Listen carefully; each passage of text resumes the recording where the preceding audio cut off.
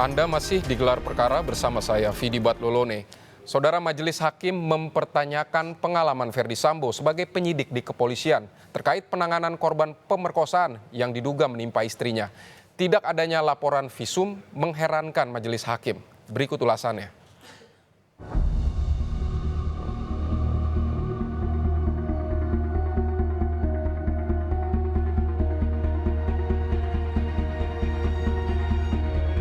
Istri saya menelpon ke saya dalam kondisi menangis dan suaranya seperti berbisik-bisik. Apakah saudara tidak bertanya atau paling tidak menyarankan, ayo kita visum terlebih dahulu, atau kita paling enggak saudara selaku suami, ayo kita ke dokter dulu? Itulah yang saya sesali, yang mulia. Saya tidak berpikir logis pada saat itu setelah mendengar pukulan berat yang diderita oleh istri saya.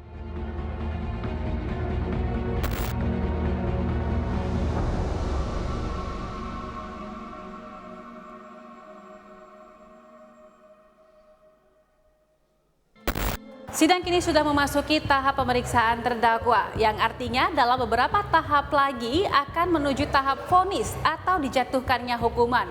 Baik dari majelis hakim dan juga para jaksa penuntut umum pun akan menelaah lebih tajam lagi apa yang disampaikan oleh para terdakwa.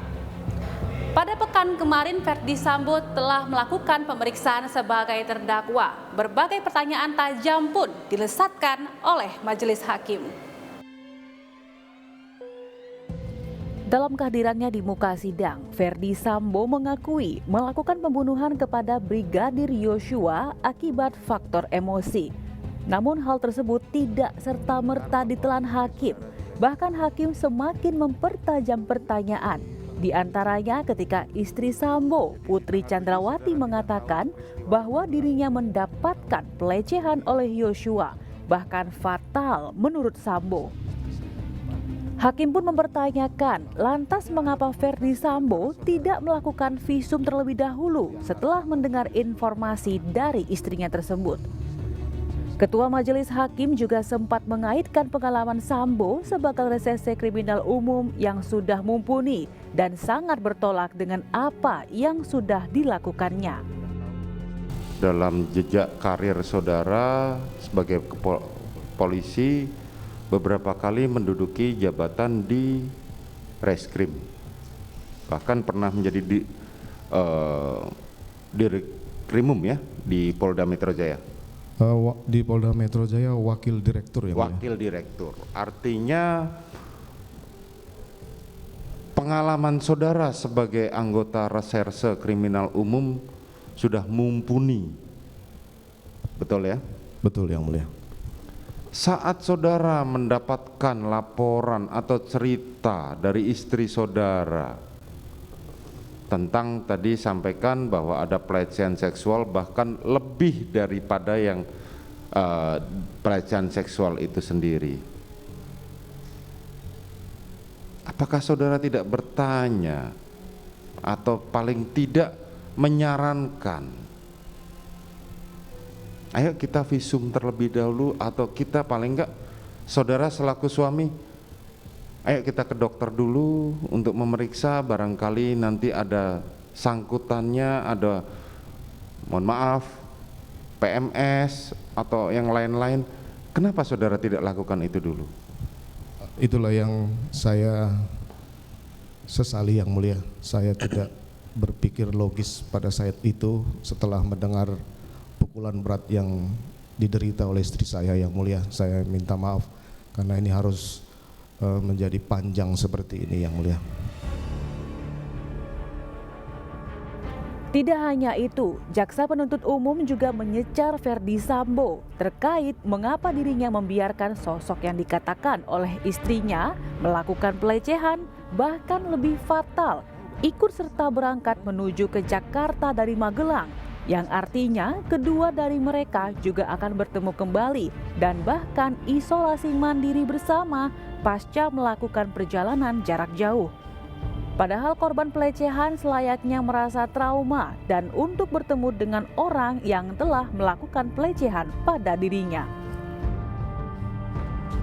Saya ingin bertanya kepada saudara, kalau memang saudara sudah tahu bahwa Putri Chandrawati itu dilecehkan bahkan diperkosa oleh Yosua, kenapa saudara tetap membiarkan dia pergi bersama Yosua ke Duren 3? Tadi juga saudara sudah mengatakan bahwa semua orang yang dari luar kota itu pasti akan isolasi mandiri. Putri Chandrawati dan Yosua sama-sama di luar kota pasti akan isolasi mandiri berdua atau paling tidak dengan ajudan-ajudan yang lain. Tapi kenapa saudara membiarkan itu? Padahal saudara sudah tahu bahwa istri saudara yang saudara katakan di persidangan lain lalu dia adalah cinta pertama saudara, kok dibiarkan bersama dengan pemerkosa untuk berdua atau bersama-sama dengan yang lain dalam satu rumah yang sama. Ini saya ingin memperdalam ini, apa yang ada di benak saudara pada saat itu?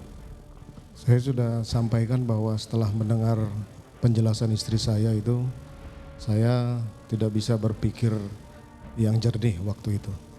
Sehingga langkah pertama saya harus memanggil ajudan yang bertanggung jawab.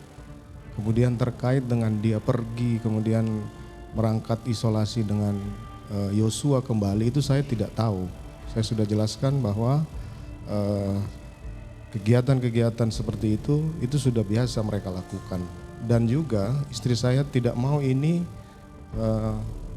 rame, kemudian tidak mau ini diketahui oleh orang karena aib. Paham, saya paham bahwa istri saudara versinya tidak mau untuk ini terbongkar. Tapi kan Anda juga tahu bahwa katakanlah dia korban pemerkosaan pasti mengalami trauma. Kok Anda membiarkan dia sama si pemerkosa? Tadi juga saudara sudah ditanyakan oleh majelis hakim, setiap yang dari keluar kota pasti akan isolasi mandiri. Anda kan tahu bahwa Yosua ikut ke Magelang.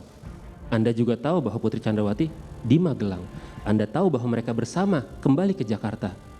Itu kan mereka akan isolasi bersama. Itu yang saya tanyakan, kok Anda membiarkan istri saudara? Mohon maaf penuntut umum, Ya. saudara tidak bisa merasakan apa yang saya rasakan waktu itu sehingga tidak bisa menanyakan kepada saya terkait dengan perasaan saya waktu itu. Sementara menurut pakar gestur mikroekspresi Monica Kumalasari mengatakan tidak ditemukannya indikasi traumatis pada Putri Chandrawati pasca 1 hari setelah kejadian pelecehan yang dimaksud. Namun ada indikasi lain dari rasa traumatis itu sendiri, antara lain malu dan aib. Ini kan stimulusnya adalah ada Joshua dan kemudian melakukan perkosaan ya.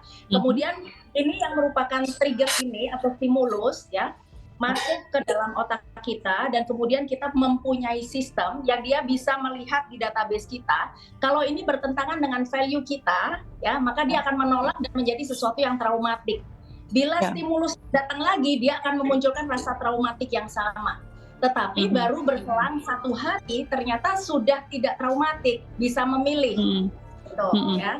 Jadi boleh dikatakan bahwa hampir tidak mungkin dalam konteks ini ada traumatik gitu ya. Atau hipotesis yang kedua adalah mungkin benar ada kekerasan tersebut, ada pemerkosaan tersebut, tetapi ketika beliau mengatakan bahwa ini merupakan suatu aib, berarti ada peristiwanya tetapi kedua belah pihak sama-sama menginginkan hal tersebut sehingga keluarlah dengan kata aib tersebut.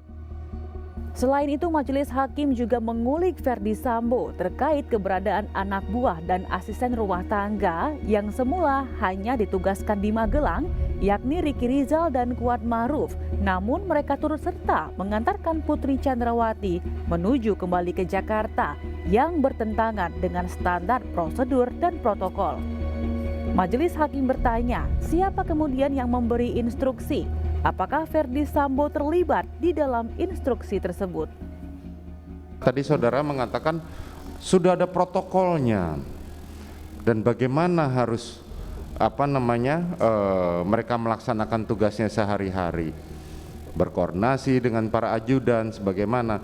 Nah, sementara protokol mereka sendiri kan sudah jelas bahwa untuk Kuat Ma'ruf dan Ricky Rizal adalah mendampingi anak-anak saudara selama belajar di Magelang, kan begitu ya? Demikian yang mulia. Tetapi pada saat yang sama, kenapa sudah ada terdakwa Richard Eliezer dan juga korban Joshua yang mendampingi istri saudara, termasuk ART Susi? Tapi kenapa mereka Ricky dan Kuat Ma'ruf ikut mendampingi? Apakah memang mereka melanggar protokol atau ada perintah untuk ikut mengawal istri saudara berangkat ke Jakarta? Kalau perintah, saya tidak memberikan perintah ke mereka. Kalau ditanya pendapat saya, pasti Ricky sudah mengetahui bahwa ini situasi di sana, sebagaimana keterangan saksi-saksi kemarin bahwa istri saya ini pulang mendadak yang mulia.